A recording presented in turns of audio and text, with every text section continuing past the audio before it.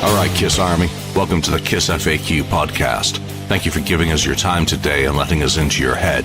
I hope we don't do any damage. We're just a bunch of Kiss fans and we talk Kiss. So come along for the ride. You've got nothing to lose.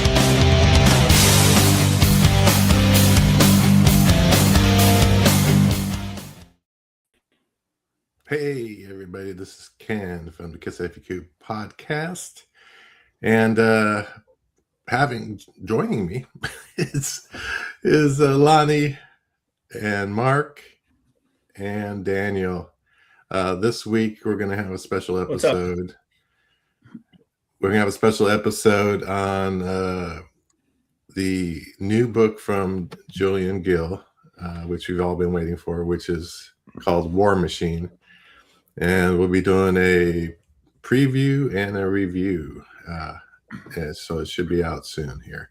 All right. First of all, though, I want to say, before we get into all that news, there's still the Indie Expo out there. That's cool.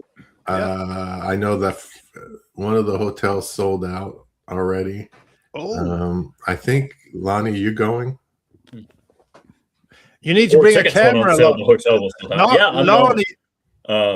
Lonnie needs to bring a camera and do a special KissFAQ episode. I want to see it because I can't make it. So Lonnie's going, and I think Julian's going to go. Julian's going to be there. I think Julian's planning on going as well. Okay, and selling. He's going to be. I think he's going to try to get a table to sell some his books.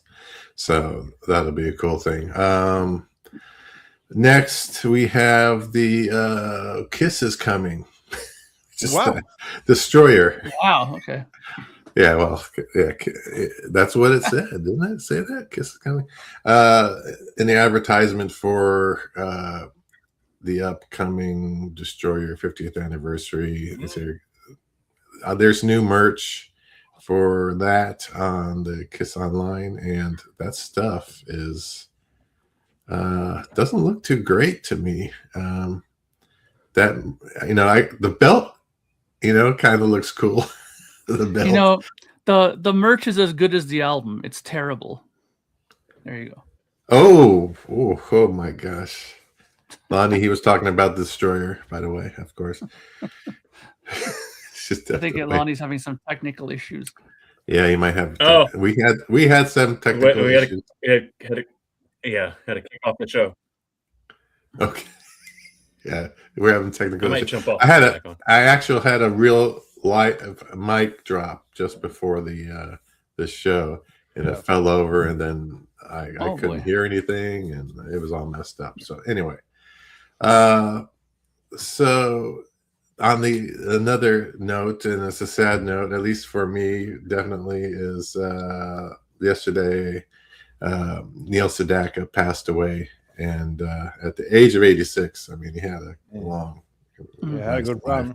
good run. Yeah. And I've been a big fan of Neil Sedaka since 1974. I have all his albums and all his music, and been a devoted fan for all that time. I just love the music. So yeah, it's a sad thing. So rest in peace, Neil. Well, Ken, the 2020s will be a hard time for all us rock and rollers because a lot of our heroes are way up there in age. So every year we'll get sad news. That's very unfortunate, but that's the way it goes. There's been a lot of people. Yep. And before I get going too much, I think I welcome some people into the forum here. GC Hupko, Kiss Vids, Sylvie Ruse, Chris Flood, Where's Drago, Andrew Scambatti. Yeah. Joining Kiss Rocks 57. And Daniel, you're already here. David Donnelly, thanks for coming. Hey, David. How you doing? Good to see you here. So thank you, everyone, for coming and joining on this. So we all had a chance to read the book and go through it, preview I was going to say Julian's book. But first of all, it's War Machine, as you can see. It's still not fully decided on the cover. We'll talk about that and all that stuff. But Julian Gill is the author. Everyone knows Julian. He's the head of this podcast, and he's letting us review this for him because he doesn't want to review the book, of course, right? So let's show some his other work. What about this, Ken? If you could pick like your 3 favorite Julian Gill books, could that be an idea to plug some of his older stuff? Oh yeah. He's written so many, but if you can mention at least 3 that you really enjoyed, I can get started. Yeah, you do it. You go. Yeah. One I really like that Julian Gill wrote is this one. Yes. Gene, Ace, Peter, and Paul. Right. In-depth look into the solo albums. This is great. And you can get it fairly cheap from Amazon. So if you haven't got this one, you need to get it. My second pick would be the series Kiss on Tour. Yes. These are the ones I go back to from time to time when I'm thinking about a concert that I want to see the attendance or something. It's a bit similar to that one that the Gooch wrote. What's it called? That book that the Gooch. Kiss Alive. Yeah, that one. Yeah. So it's kind of that one. Really cheap on Amazon as well. He has plenty of these Kiss on tours. This one is especially interesting. It's the original era, 72 to 83, a good one. And finally, I would actually pick Odyssey. I'm not a fan of the Elder, but this is really everything about the Elder.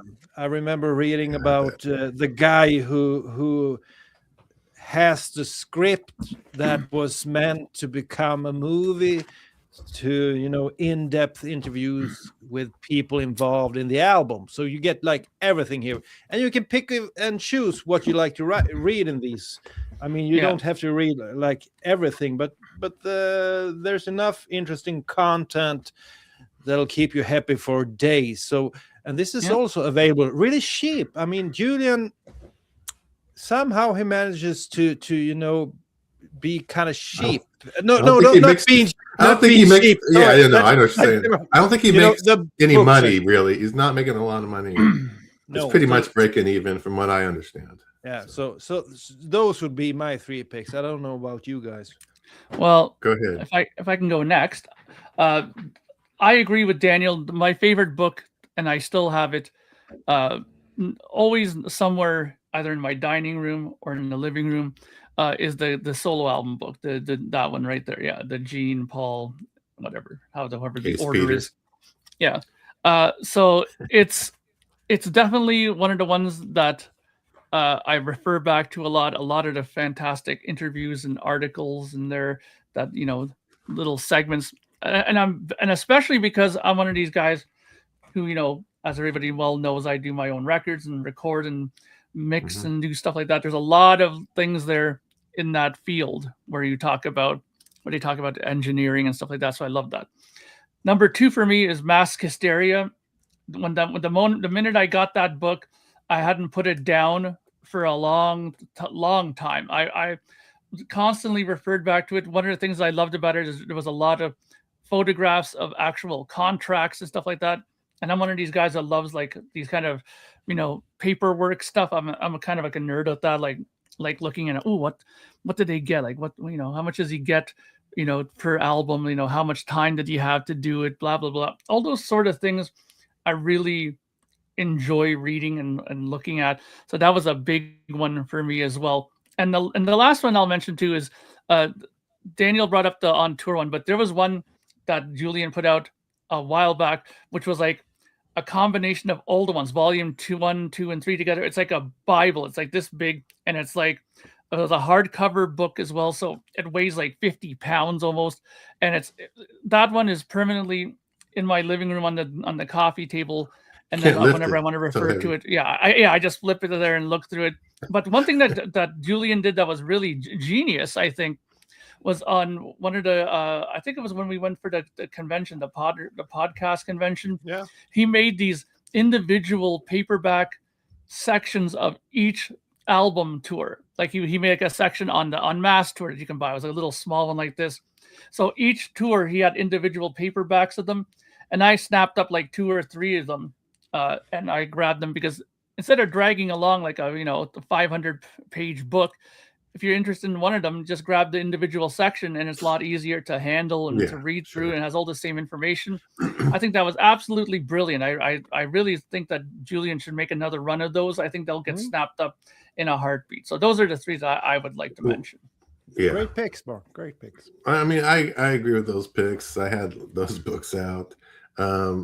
Also, he had these books. He had a 3-book series of the Kiss album focus. Yeah.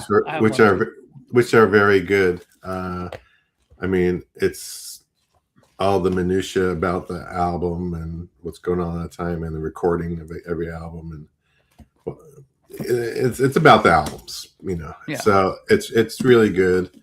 I don't know if those are in print anymore, but those were really good.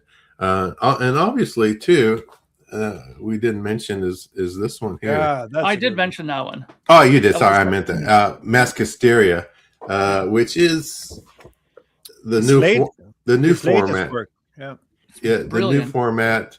That's the same, basically in War Machine. So if you like this one, you're gonna like War Machine. I think even better, in my opinion. But that's my opinion. It's really great stuff, and that's where Mark's saying the individual books, those individual books from that on tour, are cool. But this goes one step further. These kind, because they are individual on a tour, one specific tour, but you get even more stuff, more ads and minutia and news clippings, reviews and other stuff. And so we'll get into all that. So okay, cool, that's great. And where you'll be able to order this book when it's available. Keep your eyes open on Amazon for War Machine. So, all right, let's get into it here. You've obviously read his previous work, you guys, and all of us. What expectations? Well, I think plug your favorite shows, books on camera. We did that already, right? So expectations. Differences and similarities in previous work. Did you want to talk about that? Want to talk about that? Well, I don't think we have to talk about that too much, because you nailed it. It's pretty much the follow-up to his latest work, the one you showed. If you show that Mask Hysteria book, it's like that when it comes to how it. If you flicker through that one, you can see he uses a lot of ads, and I mean, it's really good stuff. What struck me today when I actually finished the book today, and what struck me is, wow, the amount of time this guy Julian must have put into making this. I mean, research. The research, gathering all the photos of articles and news clippings, putting it together, designing it. And the most incredible stuff is that he's not using like these state-of-the-art programs. I think he's doing all in Word, Microsoft Word. I think you're right. I think he's, I think it's and that's just insane, because I think it looks pretty good. But I mean, there's way better programs if you want, like software if you wanna do books. Bring Lonnie up, Ken. How many hours this must have taken is insane. So, A for effort. Thanks, Mark. Hi, Lonnie. Thanks, Mark. You're hidden. You're hidden from me, Lonnie. Sorry about that. It's been in the sidelines for quite a while, or what? We had the reboot. Yeah, Lonnie, we just talked about the other books that Julian had released. And then right now, I think we're going to go into the... Well, let him tell him what his 3 favorites are. Let him knock we up want to his know Lonnie's 3 favorites. Lonnie, what's your 3 favorite then? Well, I think Odyssey. I think you guys probably all mentioned that even too. I mean, Odyssey is we mentioned it. Yep. I mean, good Lord, so freaking good. Everyone loves it. I love the solo albums one as well because it's so detailed about that, and I like Mask Hysteria, the unmasked. There you go. Yeah. I probably agree with like everything you guys say. It's not any kind of earth-shattering news, what I just said. So. Great minds think alike. Exactly. Right. Hey, and I am going to Indy. You guys were talking about Indy when I was having some issues. Oh, nice. I'm going to Indy, and I think Julian is planning on going too. So maybe Julian and I can do something cool together. Lonnie, you have to do something because don't tell me what to do, Daniel. No, I'll tell you what to do. Bring your latest iPhone and film stuff. Interview people. Interview the Kiss fans. It'll be a great show. I mean, we will document it for sure. Yeah, document it. That'll be great. Yeah. So, Daniel, just quick, because I saw something. Which version of the Gene Ace Peter Paul book do you have? Well, is it the same? I actually have the one that is worth millions of dollars. Is that this one? Because it is signed. Woo! Yeah. Oh, okay. Hell yeah. That's nice. What's the cover? The same. Okay, that's the cover. Yeah, that's actually, it looks a little, well, unless yours is faded a bit, the colors are a little bit brighter on Ken's. The original cover had to go away because they... Did you have it out in the sun too long? The Swedish sun. Yeah.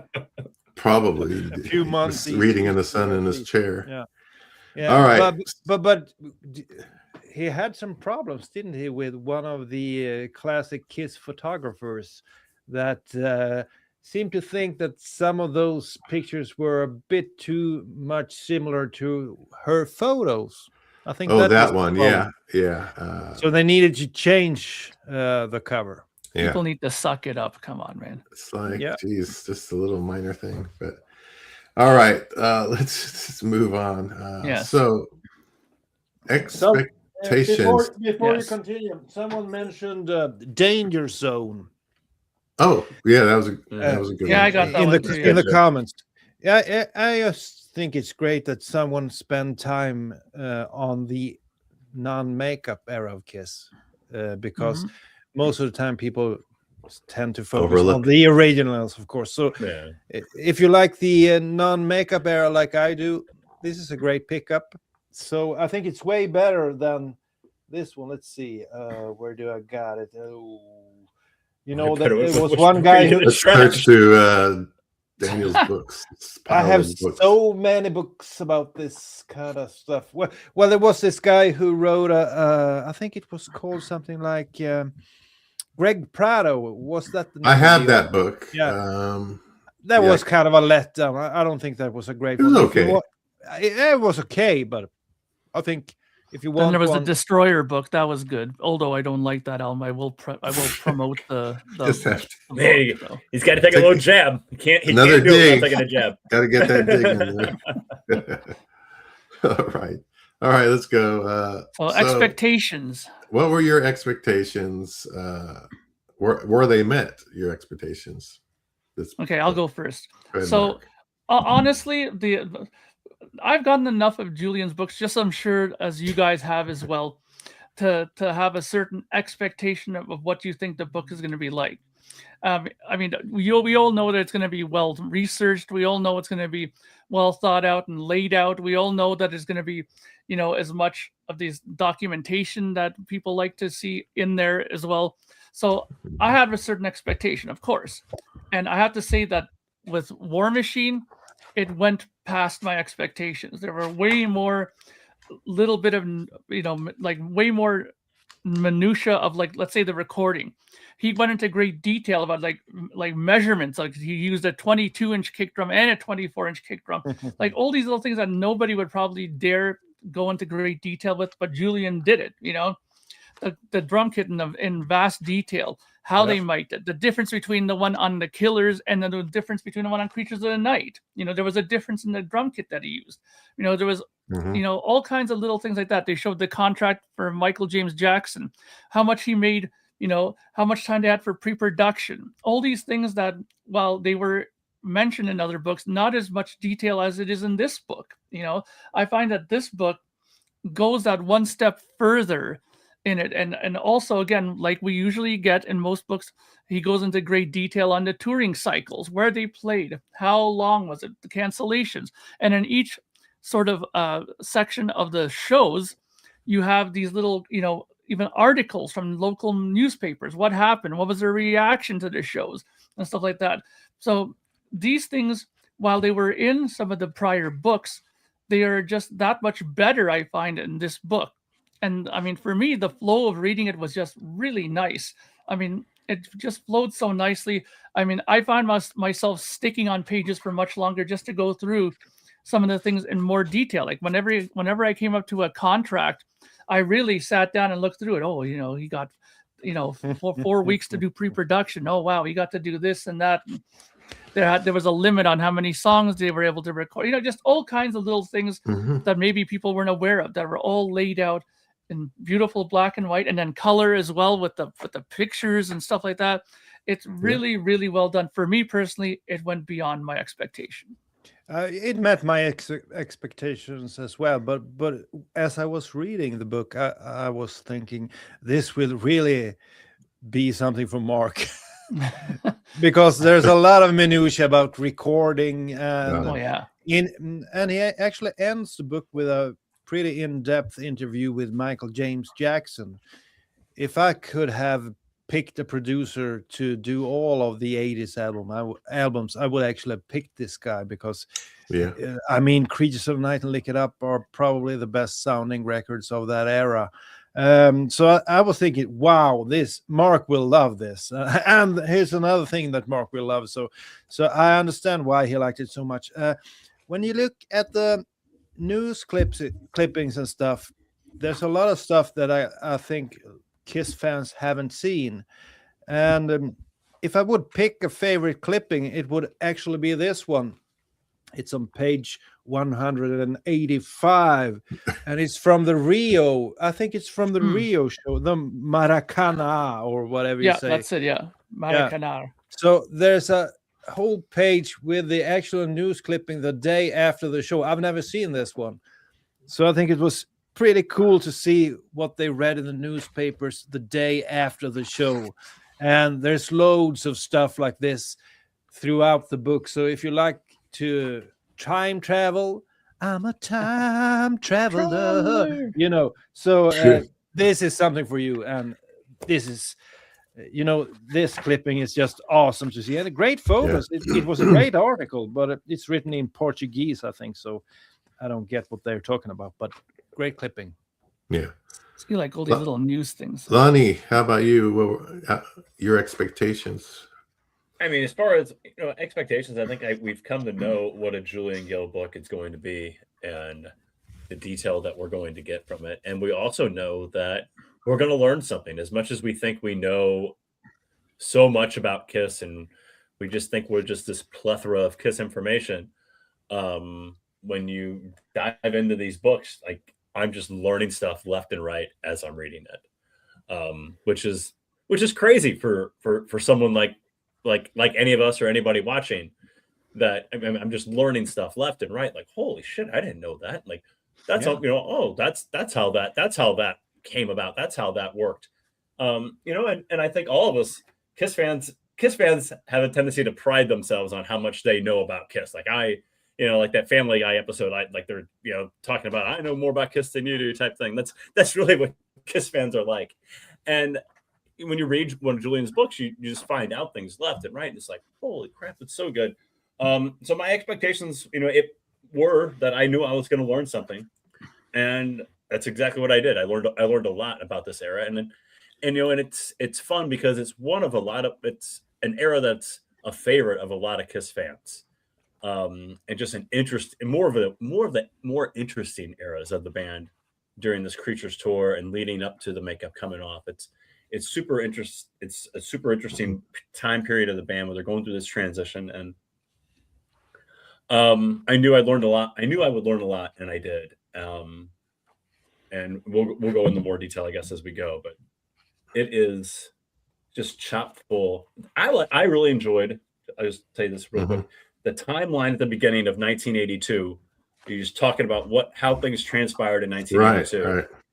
And then midway through the book, he does the other timeline of 1983, and you're just kind of like, hey, in January this was going on, February, March, April, May, and you're like, oh wow, okay, and it kind of just you're able to wrap your mind around what was happening with the band during these 2 years, and it's, I mean, I learned so much reading this thing, and it's such a good companion for that Creatures box set. You know, definitely. The two of them just go hand in. The two of them just go hand in hand. It's all I could think about when I was reading this. Is like, man, it's just. I mean, the box set and this are just two essential items if you love this period of the band. Hey, Lonnie, just real quick, Lonnie, you said it was important that to Kiss fans that you know your Kiss, that you know the minutiae. Do you all remember how that Kiss quiz ended up that Julian did with us from that magazine? No, I remember that. I remember doing it. I don't remember the results. No. Who knew the most? Julian, probably. No. Oh, Daniel. Daniel. All right, move on. You don't even remember it. I crushed you guys. Don't you remember that? Was that a lot of 80s questions from what I remember? There's a lot of analyzed questions. Well, is that like a Daniel spotlight moment? We all know who knows the most. Just watch the Kiss quiz episode that except we did geography. There's a lot of animal. Mark is real good at geography. I think I did good on that Kiss Jeopardy one. I think. That one. But I couldn't be a part of that. But Julian, he had his old magazine with an old Kiss quiz in the magazine that we did, and that's right. You guys were crushed. Yeah. All right. Okay, move on. Besides Daniel bragging about his knowledge of, anyway.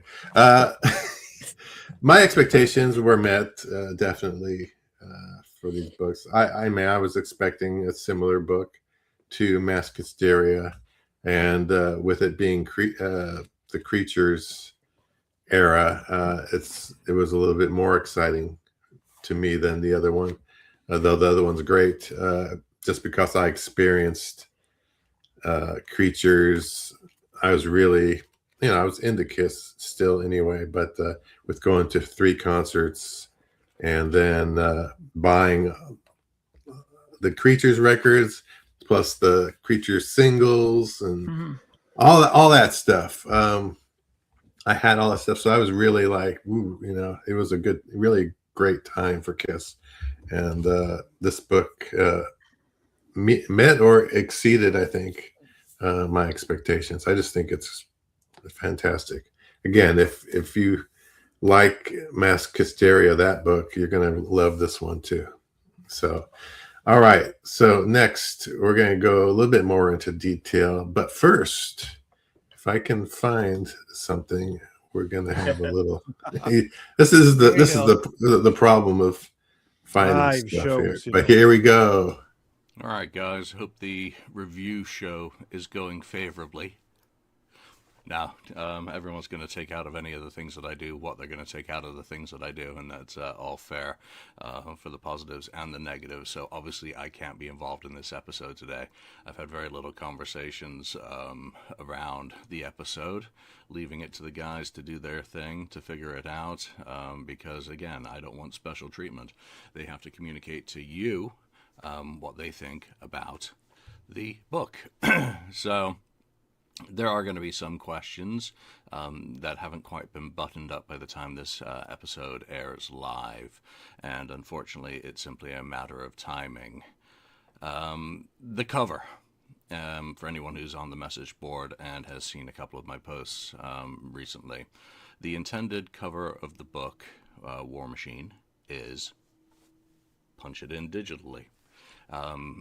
Claudio Bergamin, incredible artist who did the work for Judas Priest for Firepower's cover, amongst other projects, and of course did the artwork for Mask Hysteria several years ago, was engaged to do this incredible artwork, and he absolutely hit a home run for it in terms of what my initial conceptual vision was, and then for how he ran with the ball, and basically created an utterly amazing cover. I'm impressed with it, and again, that's the thing that matters the most to me. Now, in the years since Mask Hysteria and other books, there have been changes to reality with the sale of Kiss to Pop House. Things that I've been able to do previously, or get away with for that matter, are now not necessarily the case, and I'm trying to do everything right in relationship with Pop House and fostering a respectful relationship with them as an unofficial, unsanctioned, and uncensored creator. So approvals are needed, and potentially a license in order to use Kiss intellectual property on the cover of the book. That is basic law. So for the cover, it's a special case, and unfortunately the process of getting that approval has gone on longer than the scheduling for the release of the book. So at this point, I'm in a little bit of limbo, waiting for that process to come to conclusion. The intention was to publish the book on February the 27th, and I've been working along that to get everything buttoned up, but it has not been buttoned up to this point. So there's no guarantee that I get what I want, and that is completely the rights of an intellectual property owner to have their properties used in a way that they see fit or agree with, whatever the case. So that's where the tank cover comes in as a backup. That is very much a secondary one for consideration, but again, it doesn't use any of that IP, and I don't need to wait for them if that is the case. So I still intend to publish in, probably next week, so the first week of March, which is why we're doing this episode, and it's been scheduled for quite a long time, as have the other things that have been going on. Oh. All right, so as you saw the covers and what Julian said about the covers, I think it's leaning more, from what I understand now, towards this second book cover, because Pop House can't get their shit together. There you go.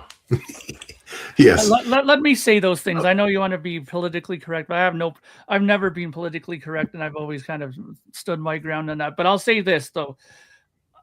I understand Julian's point on this, because you want to keep in their good graces for future stuff. If you want to be able to do stuff, maybe they'll be more involved. Maybe they'll give you a little, give you a bone here and there, like a little tip or something like that, that might make your next project even better. But, at the same time, if you keep throwing obstacles and hurdles in front of people, what happens then? People will say, well, fuck you. I'm not going to do a book anymore because you're making it too fucking hard to do it now. You know what I mean? So not to say that Julian's not a one to quit. So I don't think that would ever happen. But you know what I mean? Like it's why wouldn't you rather work with somebody than oppose them? That's always the thing that I found that was completely frustrating about this thing. And, luckily I've never had to deal too much with that myself, but work with people. Don't put obstacles in their way. Sorry, continue, Ken. No, that's you're right on everything you said, Mark. So I don't understand it. I think it's a joke with all the books that we've seen with a lot more Kiss trademarked things going on books. That there's no problem. So he was just trying to do it the right way, where other people will not go, contact Pop House and say, hey, I have a book and this is an image and this and that. And they don't even contact them. So they can't be told no. But there's that chance that they may, come after them later, of course, depending on what it is. So yeah, it's kind of a bummer. Maybe it'll still happen. I don't know. There's that 1% chance the blue cover may happen and not the tank. Daniel, you have something to say? Of course. I think it's so unfortunate that Julian, who's trying to make the amends, he's trying to do the right thing. He contacts Pop House, and there's a lot of other projects that don't ever go through that process, and just put out stuff without asking papas, and nothing happens. But the one guy that tries to make it, just has to do the right thing, he gets into trouble. And come to think of it, this guy Greg Prado, I remember I had this channel where I read children's literature, because a lot of children don't have a dad that reads to them. So I read, stories and recorded them, and it blew up. I had like well over 5,000 subscriptions and subscribers. Nice. And then I thought, well, they might want to hear a little bit of Kiss. So I read 3 things from this book. And this guy, Greg Prado, he nailed me for it. So the channel got closed. Oh, really? Yeah. What? Really? Yeah. I was trying to push his book, I read a chapter about Eric Carr, the end of Eric Carr in 1991. And this guy, that's crazy. Well, I'll shut down your channel, and he did. So that channel was shut down because of Greg Prado. That's why I think that Julian Gill writes a whole lot better than this guy. So don't buy anything from this guy. I was gonna say maybe when you started reading it, you lost like 2,000 subscribers when you started reading from his book. Yeah. So I was trying I was trying to push his book a little bit, giving him, throwing him a bone, and I tried to communicate with this guy. Nothing happened. The same thing happened with the Swedish guys. I read a chapter from his book, and he said, "Well, that's okay, but don't do anymore." And then I said, "Okay," and there was no problem. That's the difference between some of the American authors and the Swedish authors. Just so you know. I see that. Okay. Okay. Lonnie, what do you think about the covers and the choice? Well, I think the tank's cool. It's a good representation of the era. Kiss fans see that tank, they know immediately what era we're talking about with that tank. But this is just so badass, though. I'm sorry. I love I love Eric Carr and Vinny in the makeup on the cover. Yeah.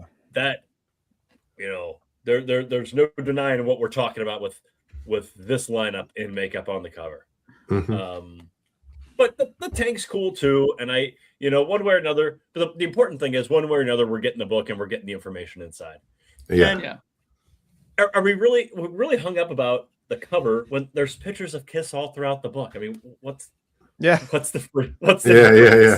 exactly. So, it's very trivial and very stupid, and it's and I know Julian's frustrated with the whole situation. Of course, the important thing is we're getting what's on the inside, and what's on the inside is the most. That's that's the important thing. It's fantastic. Yeah. Just real quick, I have to mention, I put up a poll on my site, Daniel in the Volume, on YouTube, where they could where viewers can vote on either this cover with Vin and Eric or a tank cover, and it's incredible. 98% vote for the original cover, so this goes over very well. And we can mention that you can see a lot of stuff from Kiss's history here. You can see the elder door here, the cat that symbolizes Peter Criss, a guitar that symbolizes Ace Frehley, of course, and a lot of other stuff. So it's well thought. Yeah, I mean, he has put a lot of effort in this cover.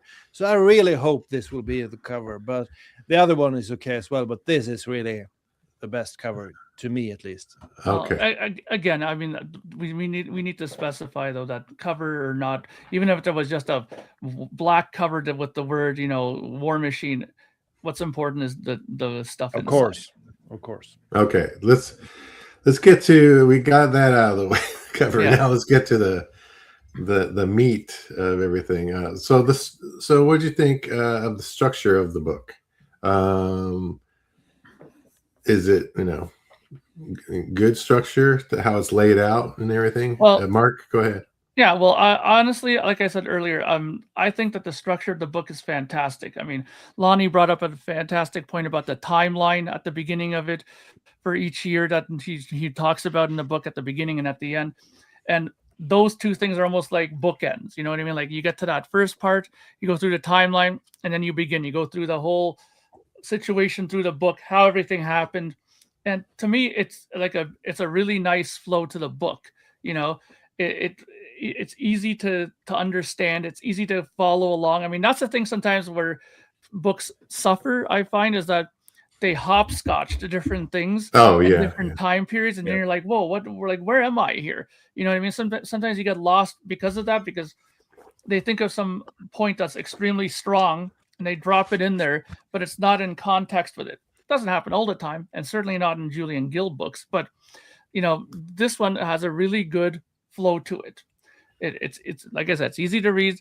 And I mean, the thing that I like about this too is that in some of the older books that Julian has put out, and Tim McFate, or McFeet, however you say his name, McFate, yeah, McFate. There were not that many photos. It was a lot more text orientated, not so much photos. But in this book, man, there's so many fantastic photographs in this book.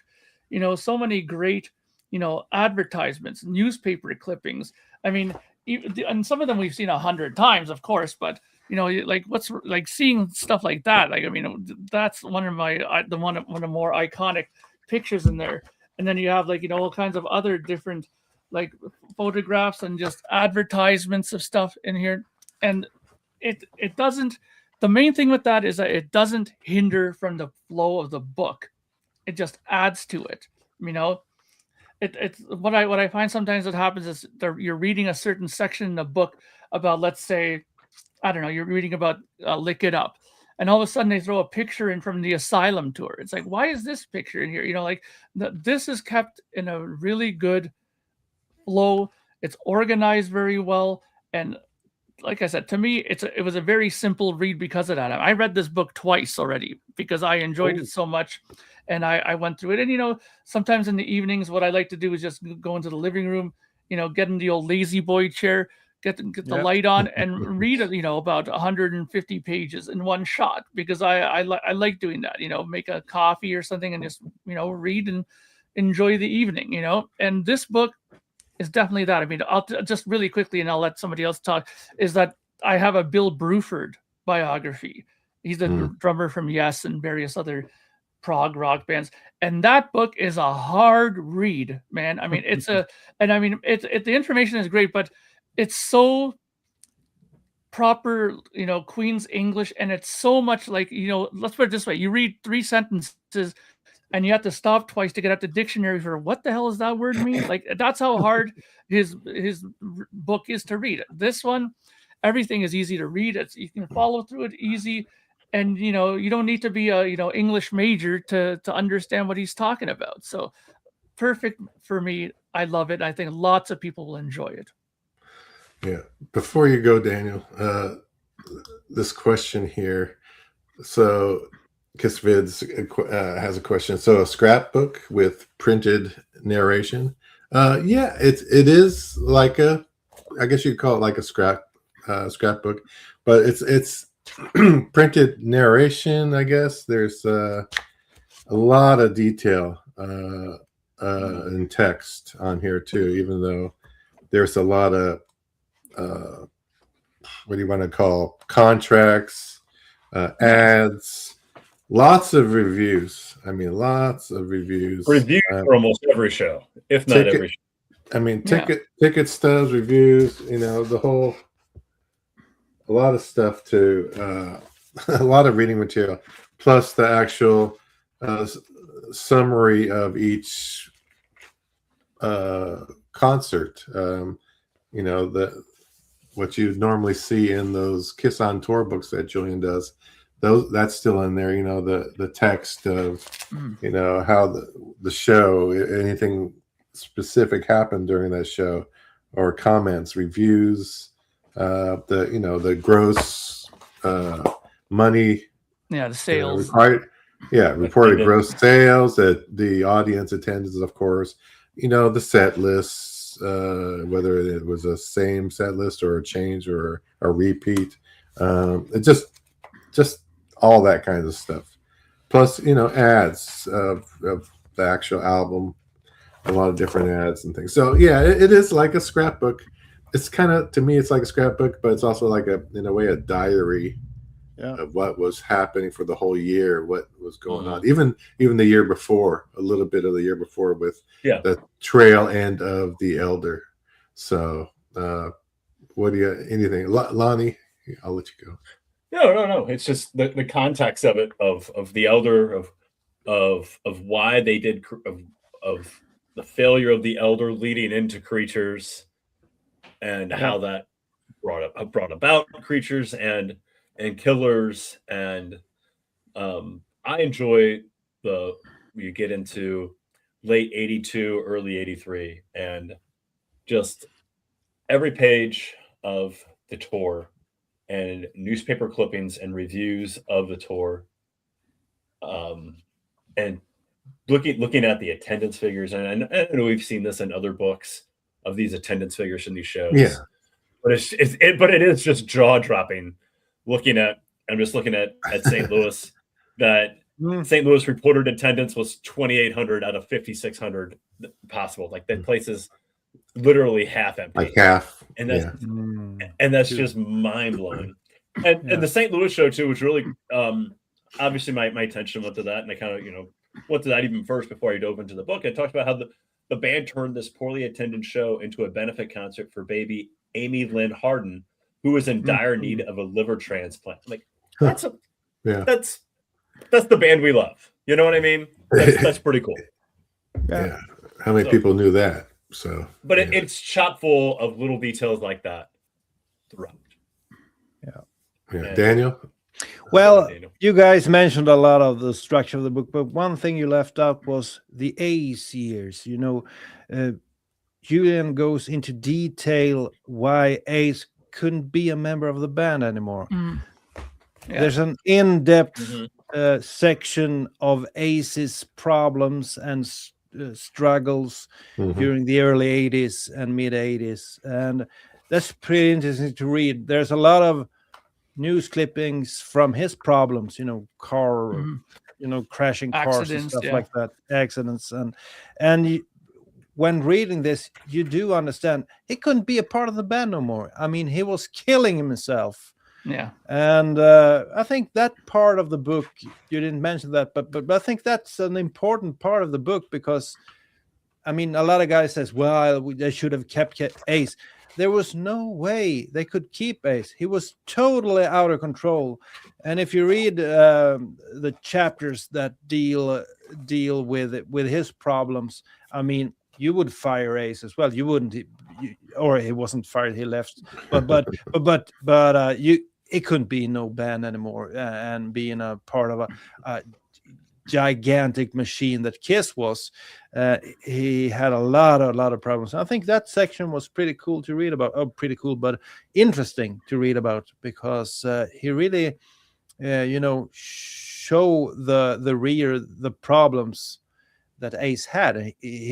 I mean, that he survived was the main thing. I mean, he could have died in 82, 83 there, because he was totally out of control. So I think you need to mention that part. Otherwise, it goes from, the Elder and Killers. You get a lot of stuff about those albums. And but one thing that caught my eye was when I read page 176, and you talked about concerts. Lana mentioned that St. Louis concert, but on page 176 it says photo and stub, Ken Keenan.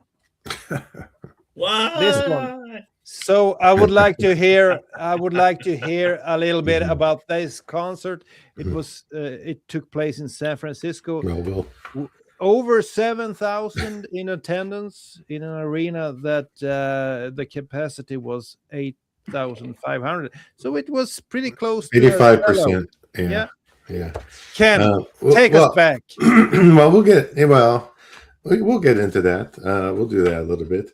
I just want to say too, because you mentioned the Ace section, there's also a Peter Criss section, Let Me Rock You. That section, what was going on with Peter Criss, and there's like 6 pages of that. Peter Criss. And then there's other stuff about like Searching in the Darkness, about the status of the company and stuff, what was going on, like, because they're in not good shape, their reputation, and the company wants them to get back to the real Kiss, with the rocking Kiss. So they're sending memos out saying, the elder had screwed up things. Now we need to, get back on track and all that kind of stuff. So yeah, there's a lot of other stuff in here, minutia and background of everything that was going on at the time. So the other thing is, I guess, just to answer Daniel real quick, that show was the show that you're talking about was the last show in makeup in the U.S. It was the last day on tour. That was the third time in 2 weeks that I saw Kiss. And that was locally here, San Francisco, at the Civic Auditorium, which was the Bill Graham Civic Auditorium. So yeah, it was a good amount of people there on that one. I was on the floor, watching general audience. So it was great. I mean, I saw him just two days in a row, like a week and a half earlier or so. And that day was Easter Sunday, actually. That I saw them in San Francisco, which is kind of crazy. But yeah, it was a great show. It was just awesome. I do remember them having the religious guys out front as we were walking in, saying stuff about, Kiss music is the devil's music and all that kind of whatnot stuff. And I'm like, no, get out of here. Anyway, it was just ridiculous stuff going on at the time back then. But yeah, that was a great show. So let's see, where are we at here? So we did the structure of the book. All right. What did you learn? I guess we probably all learned a lot of stuff. New information. Did you learn any new information? So, Mark. Well, like I said earlier, I've been going through this book, and I think Daniel brought this up, and Lonnie too, that, as much as we like to believe that we are all knowledgeable about Kiss at this point of our life, you still learn things all the time. And especially when you have a book like this, there's something that pops up that you're like, oh, really? I didn't know that. I mean, for me personally, and I'm going to sound like a broken record player after a while because I'm going to mention this a lot, but a lot of the things that I learned were a lot to do with like contractual stuff, like what they did, what was expected by Michael James Jackson, or stuff like that, and how much time they had to do it. I mean, time is an interesting thing to think about at this time period, because the elder went over deadline massively, and then after that, with the whole thing with the suing of Phonogram and those guys, they were under the knife kind of, and they had to follow the rules a lot more stricter now than before. So it was interesting to see how much time they were given, how much money they were given, because you better believe that got cut, their advances and stuff like that. So those things were the things that I really learned a lot about, like how their world changed, time-wise, economically speaking, all kinds of things like that. And then, of course, the other thing that I found fascinating were the articles, because if you go online and you read like Facebook pages and stuff like that, everybody is very supportive of Kiss, and this was the best era of Kiss and this and that. But then when you read articles from that time period, you read certain people's reviews, they weren't always favorable, you know what I mean? And there was a lot of interesting views that came out in these articles that you thought to yourself, like, wow, I never would have thought that people thought this. You would have thought that when Creatures came out, they would have been jumping over the moon, that Kiss is back with such a hard and heavy record after doing Dynasty and Unmasked and even The Elder. But then people didn't show up, and all about sales, Yeah, and then you read the articles how, they were playing to half sold out or even less arenas, and people talking about why they think, those things were the things I found very fascinating, their outlook on Kiss at that time. So believe me, you're going to learn a lot of things in this book. Yeah, Daniel. Well, there's a lot to learn from this book, and I don't know if I've learned it previously, but you forget stuff. But you remember stuff, right? Yeah. But one thing that caught my eye was set lists, and they mentioned that they played Deuce and King of the Nighttime World. I don't think I've heard those with Vinnie Vincent. I would like to hear those. So I have to, do a little bit of search and see if they are available, because Deuce with Vinnie Vincent and Eric, that must be, wow. That will be a banger. And also that they talked a little bit about the demos. There are a few lines about demos, and that the demo for Danger, someone who was a part of writing that song, claimed it was way better than the original. The demo of Danger never showed up on that Creatures box set, so I'd like to hear that one. So I'm always interested in the music. So Deuce, King of the Nighttime World, and Danger demo, that would be awesome to get a hold of.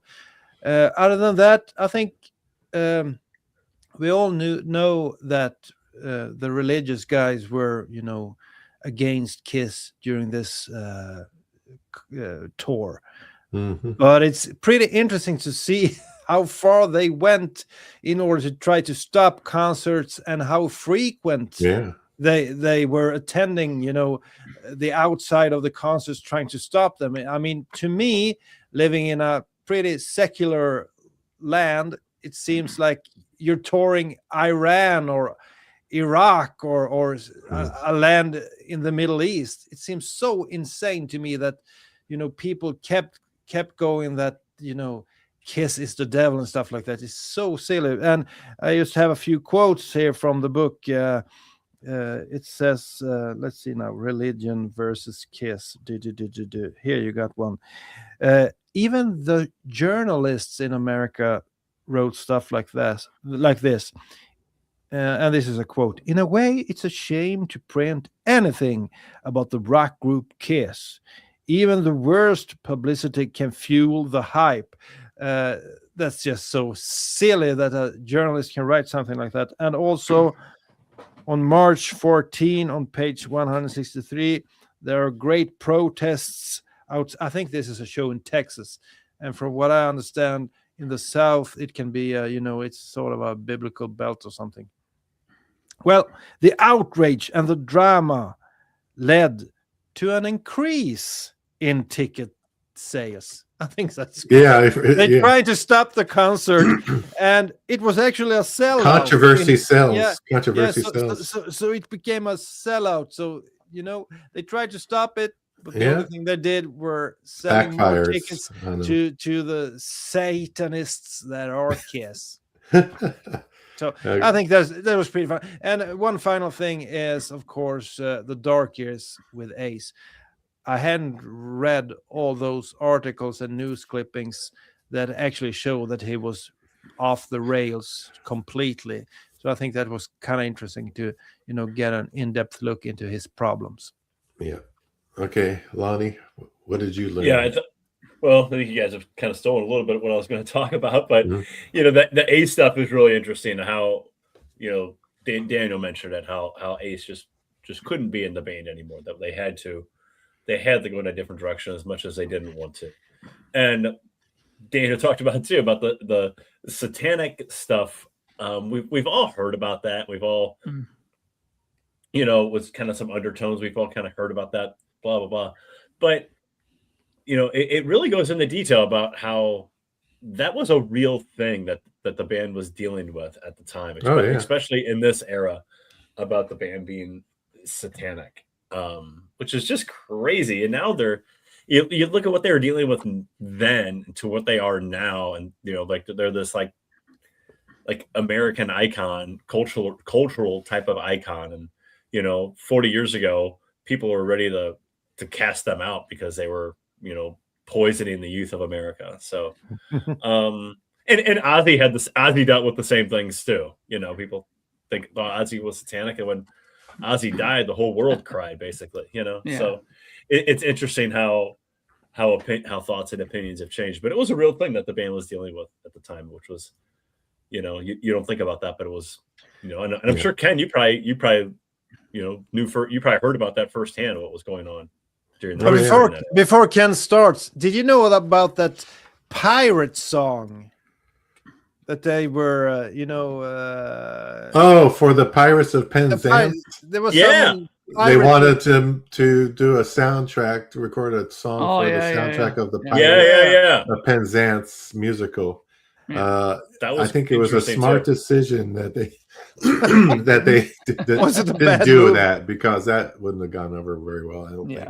I was just thinking, like a decade later, it was the beginning of their venture when they actually put a song on a soundtrack for Bill and Ted's Bogus Journey, right? And it was such a success, at least over here in That's Europe. That's the right kind of, that's the right movie to do. I think it was number 4 in the UK, and that's like one of their biggest hits ever. So I never heard of that movie. It was the first time I read about that they were, it's a musical, maybe going to be movie. included on some sort of soundtrack, but it didn't happen. Yeah, that was a good thing they didn't do that. So for me, the information, there's a lot of new information. There's stuff I like. Oh yeah, I forgot about that. I remember that something, and then the stuff, like you said about Ace. He said he was gonna, if he stayed in the band and continued touring, he said he was gonna kill himself. So I'm glad he left, I guess. And that in that case, if that could have happened, though, he almost killed himself, wrecking his cars, though, on the other hand. Yeah. But fortunately, he got, through it all and was able to live up, life up to, just recently. But so that, which was good. He made it a long way. Hey, Ken. Yeah. Sorry. Don't forget about video too. That's what I was just going to get into, Mark. Okay, sorry. You're right online. Yeah, we have another message from our fearless leader. If you go back to September 2024, I originally posted an image of this thing. This was my working draft at that stage, and I'm just looking at the hilarious comments that I made around it, which the first physical print for a final push to completion, currently 302 pages. It took around 4 months for Mass Hysteria to go from this stage to public availability. Oh boy, did I miss that one by well over a year. But that's what happens when you've got several books in the oven at the same time, and the Aceland book is really all-consuming for my bandwidth.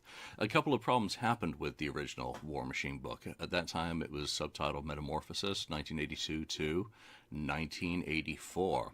And that page count of 302 pages, when I did that original printed draft, I find it easier to be able to flip open a book rather than go to the digital copy when working on these things to see where I want to be focusing in on gaps. Having a rough layout really helps with my creative process. It got too big. It got too expensive. Number one, way too expensive. Inflation out there is brutal. Costs are impacting everyone in every sector. It simply was the reality back then. When this price per unit got to a price point where I was not comfortable with making it available in that format, I had to split it into two. I had to then decide that, okay, War Machine becomes the Creatures of the Night 10th Anniversary Tour. And I will finish up the 83-84 part, under a different title, hopefully in the future, because again, a lot of that work is done and complete in that draft that I just, I don't know how it showed up because I can't see my screen. So that was always the original plan around War Machine, was to encompass the whole Vinnie Vincent era. And the second part of that goes into, Gene's phone calls to him after firing him the second or third, fourth, in April 1984, as KISS starts to work on Animalize, and I think it concludes with the Wendy O. Williams album that he had also worked on in late 1983.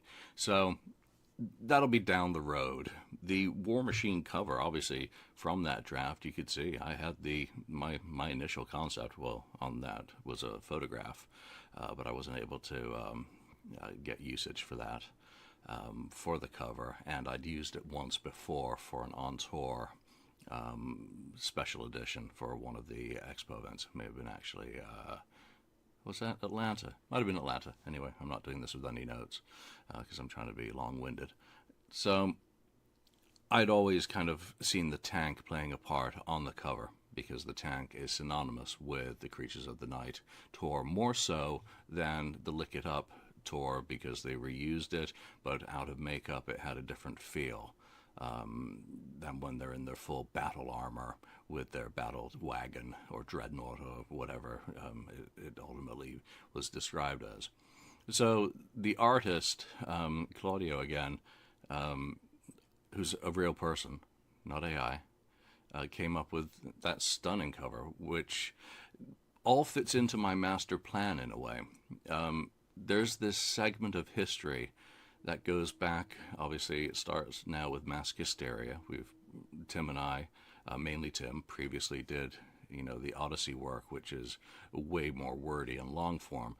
But I have a supplement to Odyssey in scrapbook format for the Odyssey book, which is going to slot in between Mass Hysteria and War Machine. That's my master plan going forward, is to get that, and then going even before that is Dynasty Tour, The Return of Kiss, which I would love to do in a scrapbook format and which I've done work on, so that comes down the road.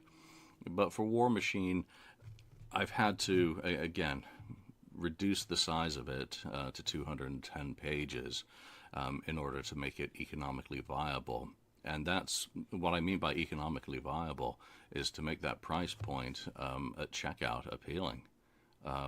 It's still higher than I would like, but again, I have no control over what paper costs have become, what ink costs have become, what print costs have become, and what fulfillment costs have become. So it would have been substantially more had I kept it as a single volume. So that artwork, again, has been created by a human. The battle tank backup is digital art. It's based on the original illustration created by Kurt Reinhardt in 1982 for the 10th anniversary tour book, with quite a lot of additional manipulation to make it work in the way that I wanted it presented. The interiors is all my work. There may be some screen captures that have been upscaled and enhanced in order to make them appear better in print. But whatever, you're going to judge this for itself. Again, I don't use AI tools to write in any sense. I have Copilot uninstalled from my Windows workstation while I try and make the move to Debian and get all my tools working over there. I did get Office 2007 working, so that's half the battle to get back to just pure writing tools on there without all of those damn prompts which keep working their way into every application on a Windows environment. So people have been talking a lot about AI and the creative process around there. Again, I don't use AI to start my creative process. I write everything myself. I then use a variety of tools to proof check. I use thesauruses and dictionaries online. Ooh, that's AI. No, that's digital. I do use AI around translations. I use a multitude of translation services, which are all back-ended in the AI realm, in order to translate reviews and newspaper articles from non-English languages, in order to make them readable by the majority of the audience. So those are some tools. I use it for photographic restorations as well, and enhancements where necessary, but very lightly, but never as a creative seed that's verboten. That is just, that's original sin material right there. If you can't create, then you shouldn't be. So that's the quick overview of War Machine and the covers. Availability, again, should be on Amazon first week of March, unless I get particularly lucky, in which case there'll already be a link down below. But it will be available in the next week, one way or the other. If it's got the Creatures of the Night cover, which I prefer, then it's a happy ending. If it has the tank cover, then it's still a happy ending because it'll be out there. Because, again, that's what ultimately matters. And if I'm able to get a vendor table at the Indie Expo in April, Maybe by then there'll be a special edition with the other cover, strictly for that event. Who knows? It's a strange and weird way that the world works, and anything is possible, especially in digital creator realm. So I hope no matter what the case, you do enjoy this book, and I very much appreciate your support of all the things that I've done over the years, all the things that the KissFAQ, whether it was just me, whether it was Tim and I, or now whether it's the stuff that Ken and I are working on together, and of course Elaine and I, Andrew and I. Again, there's been a lot of things over the years, and your support is always very, very much appreciated, as are your comments, your criticisms, your feedback, your suggestions, anything that you want to add. You know where to find me, KissFAQ.com. Have a good one. Yeah, that's a good segment there from Julian. But I would just like to add one part that we didn't mention that is a big part of this book, and that's the tour stats. Well, we kind of touched on it, but it's kind of cool that Mark's home country, Canada, some of the greatest attendances were actually in Canada. You had Toronto Maple Leaf Gardens, and I think in Quebec, the French-speaking part of Canada, they were close to 10,000 people during those concerts. So I guess they were pretty strong in Canada by this point. Loyal. Man, you should have been at those concerts, but I guess you were a little bit too young. I was like 10 years old. Yeah, or 9 years old, actually. Imagine being at the Creatures of the Night concert in the Toronto Maple Leafs Garden, 10,000 people. Wow. Yeah. All right. Did you guys have any more favorite parts of the book or surprises? Were there any surprises? I think we covered that. Okay. Yeah, I think we already covered it on what we talked, because we kind of got into more detail than I thought we were going to at that time. All right. So now let's move on to the other side of things. Constructive criticism. Would you change, add, or omit anything in order to improve the book? I mean, for me personally, I don't think I would change anything. Like I said, I've enjoyed the way this goes, this whole book. Everything about it has made it an enjoyable read, one that I can see myself going back to for quite a while, much like the solo albums book, which I still go back to and read quite a bit. I can see that this one and Mask Hysteria will continue to be my kind of go-to books for enjoyment and stuff like that. I mean, it's like when you collect bootleg concerts, okay, like videos and stuff. There are certain ones you might have a ton of them, but there's certain ones that you might go to just because you enjoy them the most. Like you might go back to Cobo Hall Night 1 because you enjoy that one the best, or you might go to Budokan with Bruce Kulick when they were there during that era. So this book will be the one that I'll probably go back to. If I would maybe say anything, and I know Julian will roll his eyes at this and probably say, no, you nuts. But the only thing I would maybe do, being a guy who likes to give little extras whenever I do my own stuff, is maybe I would have just added like a poster for, like, let's say, like the first 100 people who ordered a book, like a specially made poster that comes with the book. You know what I mean? I mean, I've always thought that those things are kind of cool, and it kind of makes the early orders come that much quicker because like people don't want to. This should be the poster, the original cover. Or how about a KissFAQ bookmark? Well, whatever, anything like that. I mean, you kind of laugh at that, but I mean, I've just got a book from one guy who sent 3D. me a book, gave me a book to review, and he included a little bookmark, especially made one for the book. So I mean, those things, they seem small, but sometimes they matter and they impact buyers, because sometimes they go, you know what, I bought this book from this guy and he gave me an extra thing. He didn't have to do it, but I did get this little extra, and people remember that stuff. So that's just a little suggestion. It's not a deal breaker. Yeah, like you said, though, there, the cost. He's trying to keep the cost down. Yeah, exactly. For the consumer and so on. Lonnie, you have any criticism or? No, really, to be honest with you. I mean, it's really good. It's really well done, and I have a hard time sitting here taking jabs at something that's way better than anything I could even dream of doing. And the fact that he just puts these puts these things out repeatedly is amazing. So he's going to be disappointed because he told us to be critical, but I have nothing bad to say. I'm sorry. Daniel? I don't have anything to say about the content. I think it's fantastic. But I do have two things that I would change if I was in charge. The first thing is this one. Look here. If you see the size of the book, it's way bigger than, for example, this one that's called Danger Zone. Okay. And I'm an avid reader. I read a lot, both in English and in Swedish.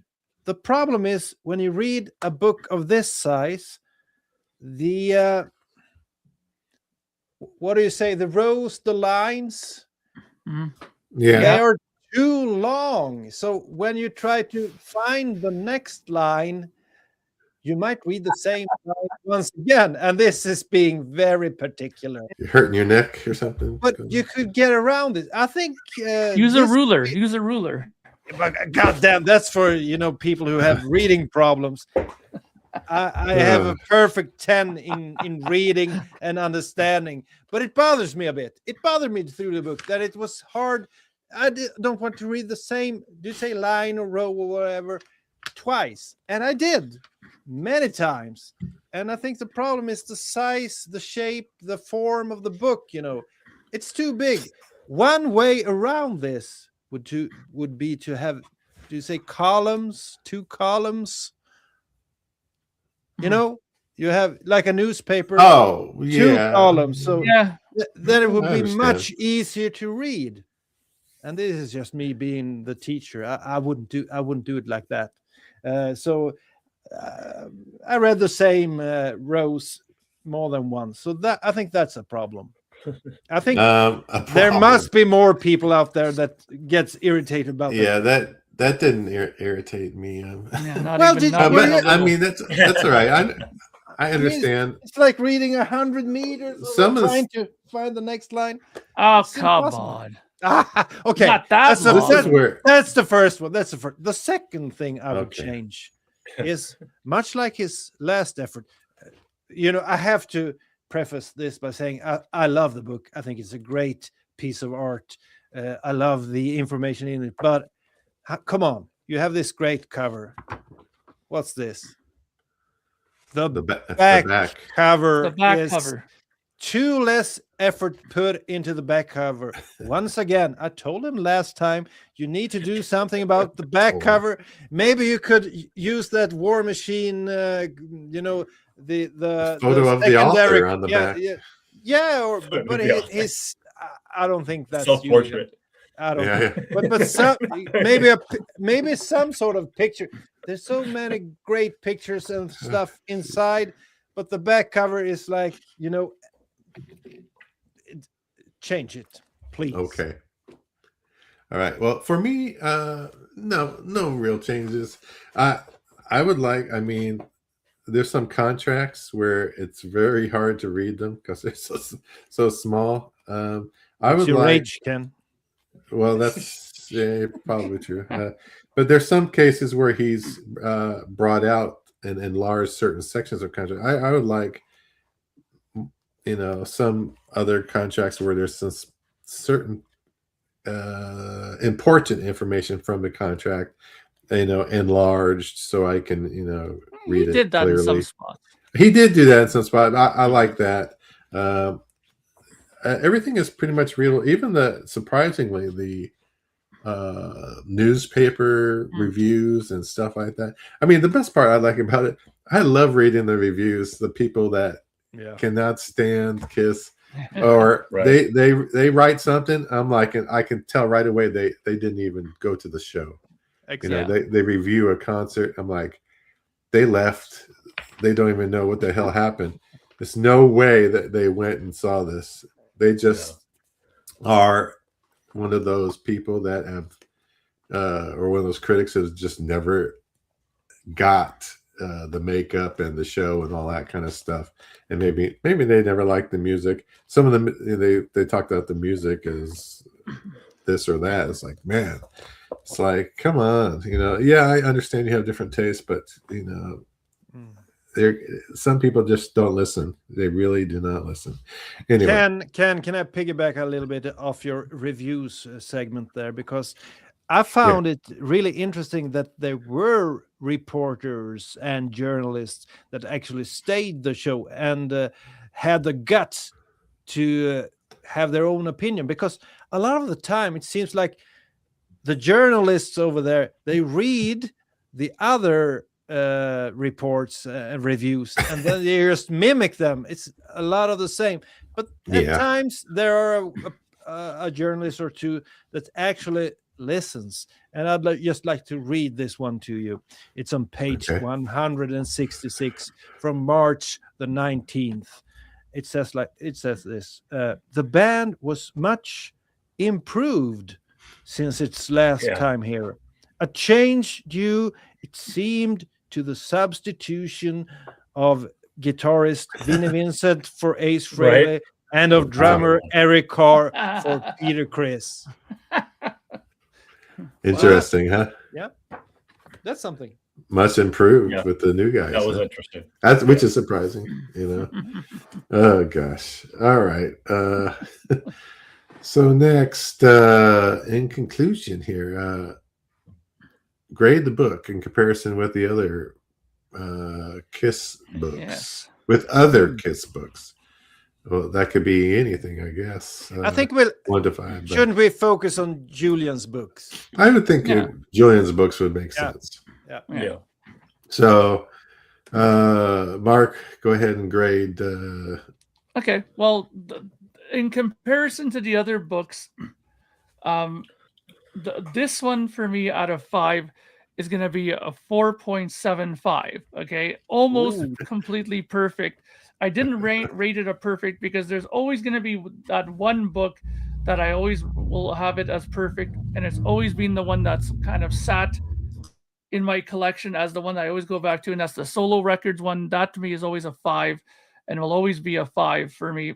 That one, was one of the first books that I got, when I first, started doing the podcast with you guys and talking about stuff, and it really connected with me. And I'm a big, lover of those Solo Records. I've bought tons of different variations on vinyl, Japanese, Canadian, American. I have US first pressings that I've never taken out of the sealed thing, with the posters and the merch thing and everything. Like, I really loved the Solo Records, so that to me is a 5 out of 5. But this book is number 2, and just only by like the smallest fraction, in there, because I really do stand on my saying that this is one of the most easiest books for me to have read. It flows beautifully. The content is fantastic. And I'm a firm believer in this. You cannot go through this book once and absorb it all. You have to go back and look at some of those articles more in detail, look back at some of those contracts in more detail, even reread some of the, the timeline things. And there's just stuff in there that I didn't even know about. Like that when in the timeline thing, there's a thing there where it said that the KISS lost their contract with the Dario, that company there that does guitar strings and other things. I was like, wow, I didn't even know that they had a contract with Dario, those guys. See what I mean? Like, there you go, a new thing that you learn from the book. So it's number 2 only by the smallest of margin, and then after that, I would probably put Mask Hysteria after that, and then I would probably put the Elder book after that. Okay, Daniel. I think the only thing that hinders this book from reaching 5 out of 5 is the format, as I mentioned. It's pretty hard to read with those long lines. I seem to be the only one who had that problem. But you guys, it's like an error. You shouldn't use 2 columns. It's basic. So when it comes to the form, I don't like it. I think it was well, the whole book's not like that. Daniel, No. Lonnie, you're totally wrong. Other books are sorry. When you have these images, other books are way. Daniel. Yeah. When you have these books with these images thrown and inserted like that, if you break it into double columns, sometimes it's hard to fit this stuff the right way. I think it would kind of throw things off as far as the images that are inserted here. Sometimes if you create more columns, you ever read a newspaper back in the old days? I used to read newspapers, and you're reading, and then you're like, you go to the next column, but wait a minute, it didn't continue. The story is like, wait a minute, it's down over here. Sometimes it switches things up and you can get lost or whatever. But I think it's due to I think if you only had text, 2 columns would be fine. But since there's all these images in there, I think it's fine like it is. Well, yeah, I don't know, but take a look at this and try to read this. I mean, I have multiple times. Yeah, I don't know Most how you books get are it. like that. I actually tried this on 2 of my kids, and they at least agree with me. I think, but that's the only thing I got. That's the only thing I didn't like about the book. Yeah. Otherwise, and that's just a small thing actually. But after some time, when you read the same line or row over and over again, I'm getting a bit frustrated. But the ranking it among Julian's book, it would be at the top of the list. I think among I think the solo albums is a great read. But this one, the visuals of this one is way better than most of his books. It's pretty similar to his last one, the Mask Hysteria. But this is a period that I appreciate more than the Mask Hysteria period. So that's why this is more interesting to me. So I think I'll put this one at the top, number 1. Okay. Wow. Very good. Lonnie, how do you rank the Julian's books? You're muted, Lonnie. Sorry. Oh, Fucking work calling me. Imagine that. I rank it really high. It's very enjoyable, very has so much detail in here that, again, most Kiss fans are going to learn. Not most Kiss fans, all Kiss fans are going to learn something in reading this book. And for that reason, I rank it very high. Maybe second behind Odyssey. I really enjoy Odyssey because Odyssey is so nice. It's just a book about the Elder. I just love that because it's such an unexplored era of the band. It's an era of the band that people just cast aside. So I enjoyed Odyssey so much, but I put this second behind that because it's kind of the almost continuation on from Odyssey. It almost kind of picks up where Odyssey left off at the very beginning of it. And it's, again, a very unexplored era. So I really enjoyed that. So I put a second. It is fantastic with the amount of detail in here. And like Mark was saying, that you almost have to read it twice. And I agree, because I mean, you could read Julian's text, but then there's so many articles and reviews in here. It's like, there's so much information in here. It's really unbelievable. I mean, we really can't describe how much information is in these 210 pages. So I put it second behind Odyssey, because Odyssey's thick and Odyssey's it is full of stuff that you never knew. But this is right there with it. Yeah. For me, when we watched that video just a little while ago, Julian is mentioning that there's going to be maybe an Elder kind of supplement or scrapbook, or maybe you'll turn that into the scrapbook format, or something like that. I think that's exciting that he might do that. Plus, he's going to, do some other ones around. I'm pretty much sure the Lick It Up one is done. Because he had to break up. It was too long, so he had to break up War Machine, which was going to go from just the creatures through Lick It Up, the whole thing. But like you said, he was cut it down. So I'm pretty sure he's complete on that, as far as I understand, probably, or close to it. So I'd be looking forward to that. That is I think we may mention that it might be called "Give Me More," Anyway, this is something I recall. But as far as ranking these books, can I say tie? Of course you can. That. Yeah. I mean, the Gene Ace, Peter and Paul, the Odyssey book, the Mascasteria, and then War Machine. They're all equal in value to me, and how much I enjoy each one of them. Of course, these scrapbook formats are pretty darn good. This is a good 2-page section, which is March. March 26th and 27th. Those 2 days. Those are the 2 days I went to those two concerts in a row. Awesome.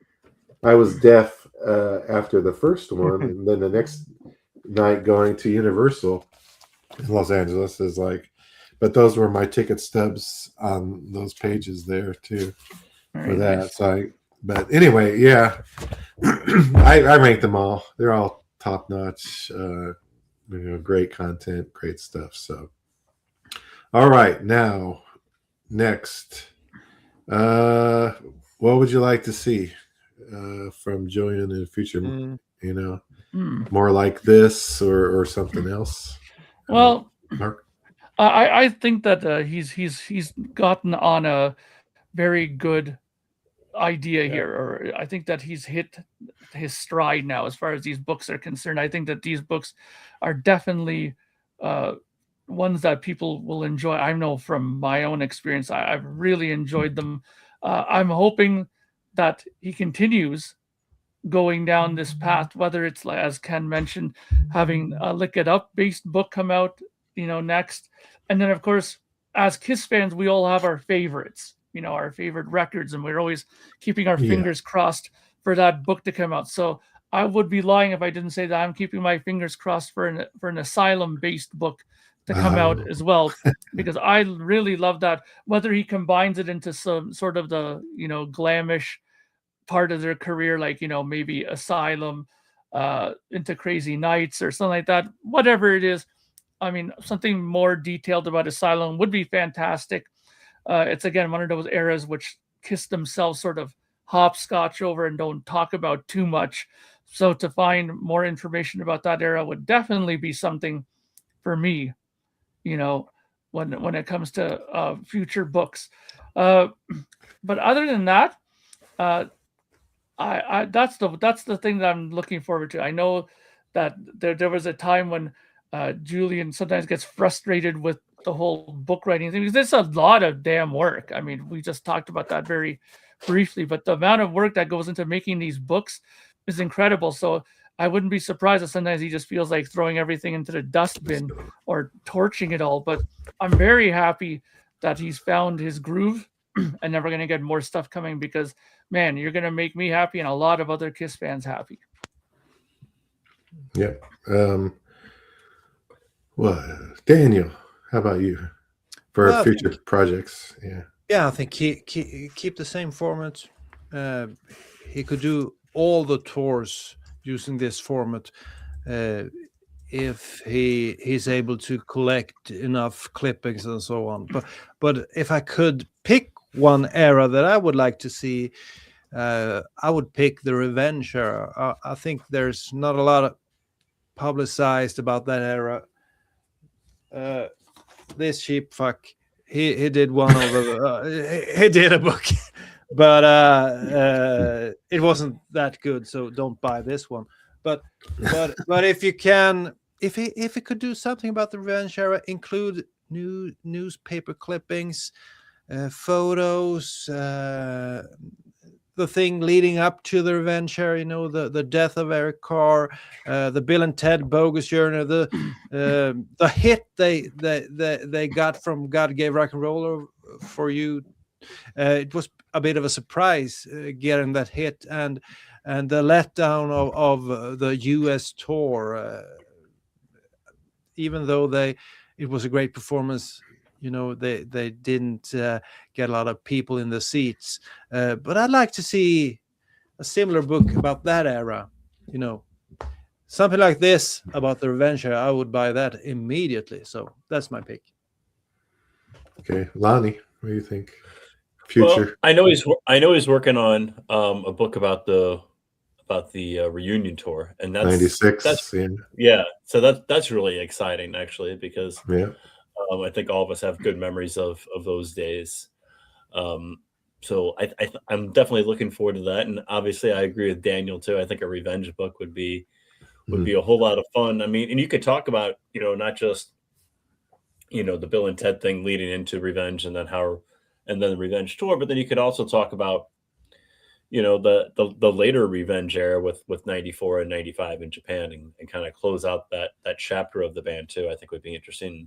Yeah. Maybe that might make the book too thick and kind of put him into where he was with this one. He had to split it up, but I think that'd be really interesting. I do like the format that he's been doing, though, of focusing on a certain era and a certain tour and just putting out all that information into one book. And again, you just learn so much reading it. So I'm looking forward to the reunion book, and I think I agree with Daniel. I think revenge book would be great too, because it's another era of the band that doesn't have a whole lot of documentation out there.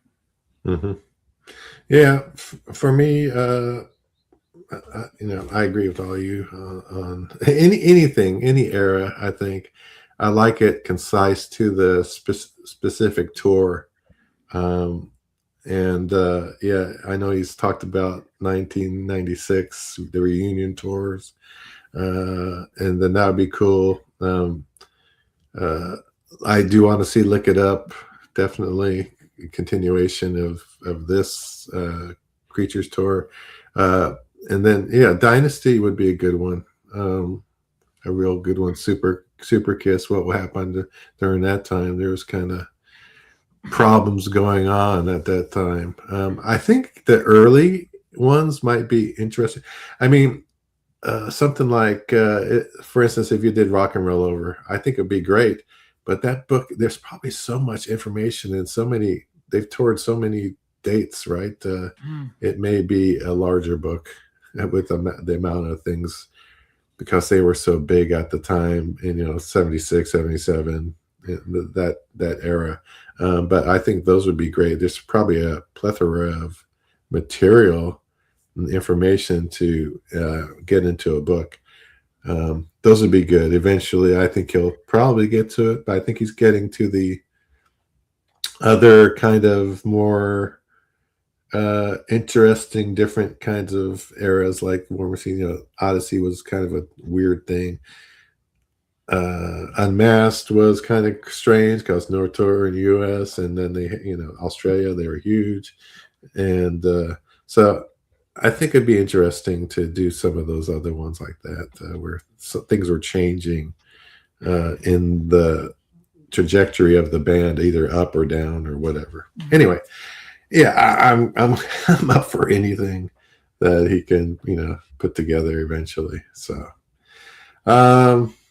let's see what else we got. Other Kiss book projects you would like to see come into fruition. We did that, right?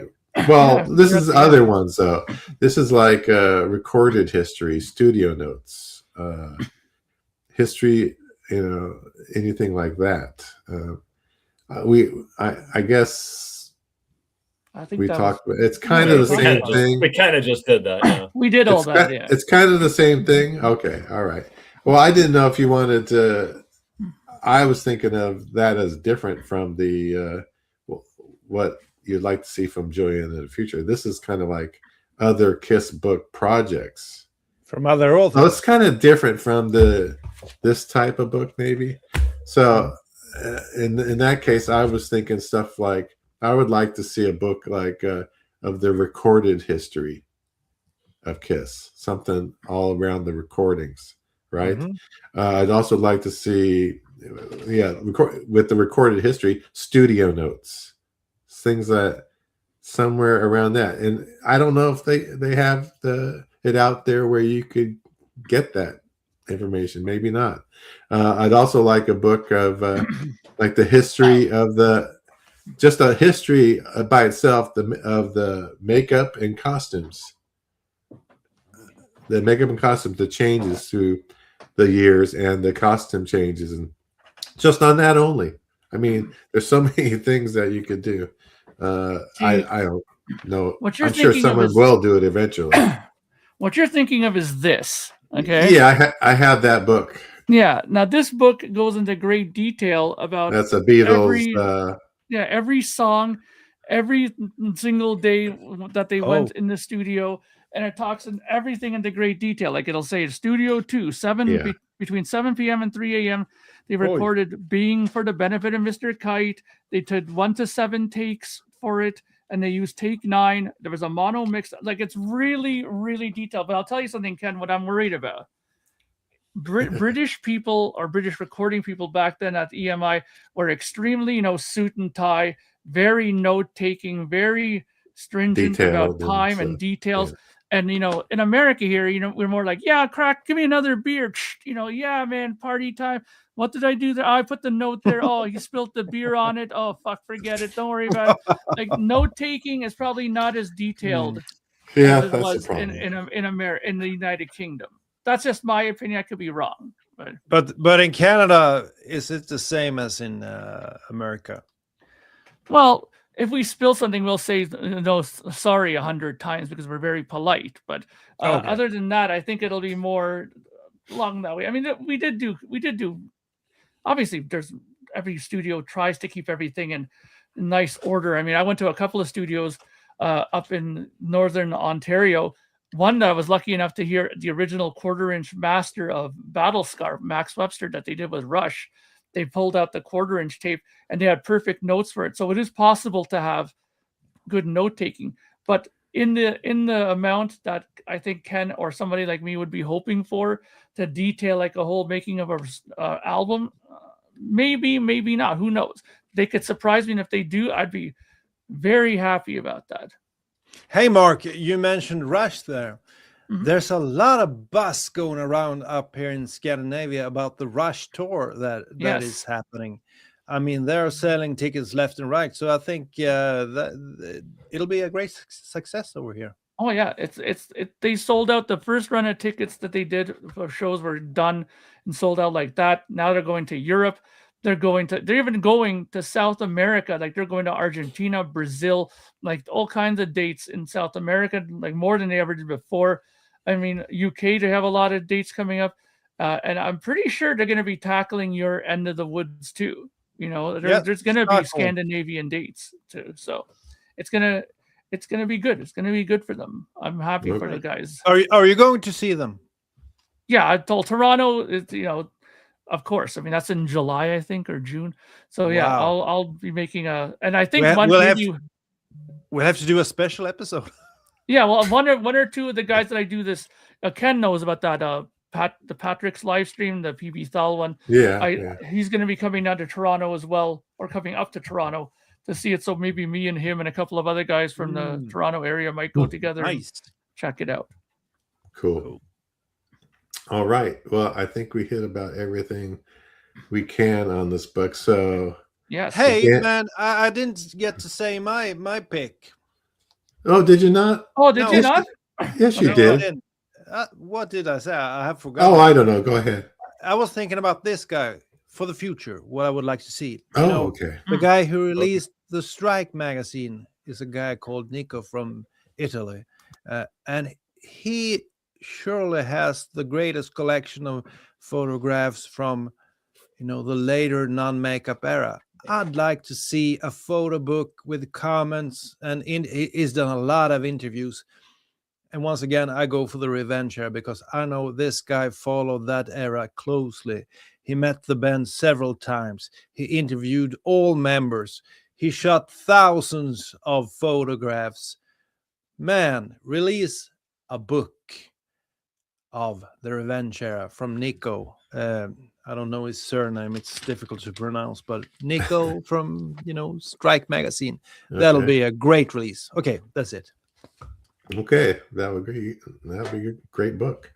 Okay, so now that we've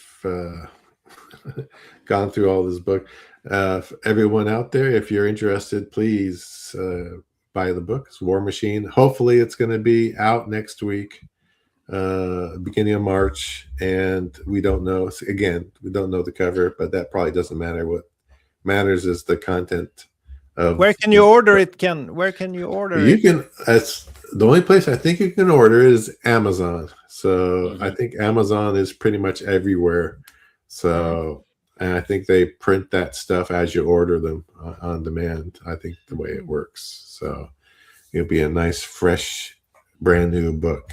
And it's a really, really good book. So I highly recommend it. And we'll see what happens with the cover. But thanks for Julian for doing this book and for allowing us to review this. And, you know, I hope, you know, it is a big success, and it should be, because if you're a Kiss fan, you should be getting this book. Hell yeah. Absolutely. Anything else, guys? No. I think we hit everything. Covered it all. All right. Thank you, guys. Thanks, everyone, for joining live with us today and for watching the show. If you haven't watched it live, you're watching it back, then thank you very much, and we'll see you next week.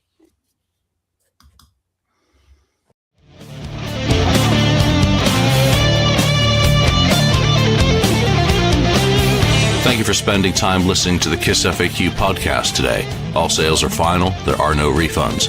If you'd like, look us up on Facebook or come over to the message board and discuss the topics we've broadcast today. Don't forget to hit subscribe wherever you've listened to this show, and a like would very much be appreciated. We hope you'll join us again, but until then, remember, life's a radio. Turn it up to 10.